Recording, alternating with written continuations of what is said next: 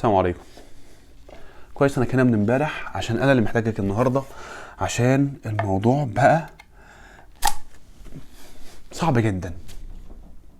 كلها بقت فلاتر يا صاحبي، كلها بقت فلاتر، واللي مش فلتر يا زارع يا نفخه.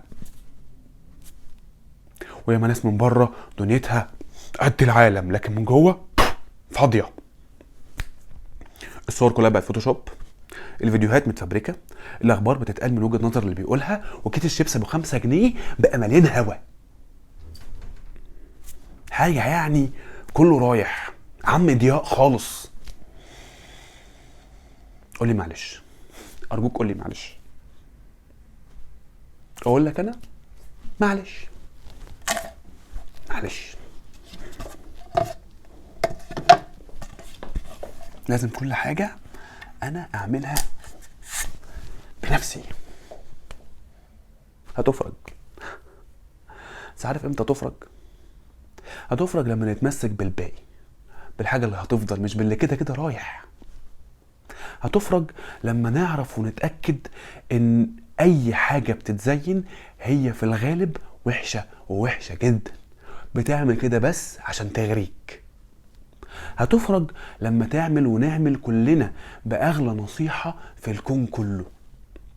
النصيحة دي بتقول الآتي: أعوذ بالله من الشيطان الرجيم، بسم الله الرحمن الرحيم، واصبر نفسك مع الذين يدعون ربهم بالغداة والعشي يريدون وجهه ولا تعد عيناك عنهم تريد زينة الحياة الدنيا ولا تطع من أغفلنا قلبه عن ذكرنا واتبع هواه وكان أمره فرطا.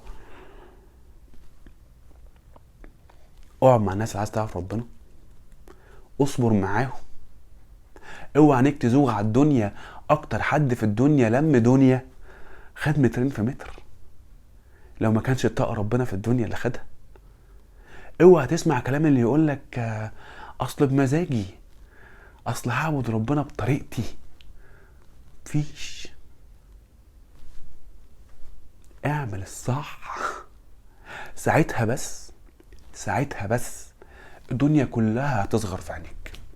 هتعرف وتتأكد ان اي حاجة المراد بيها مش وجه الله سبحانه وتعالى ملهاش لازمة. هي فيها مجاهدة شويتين بس صدقني سهلة والله. السلام عليكم.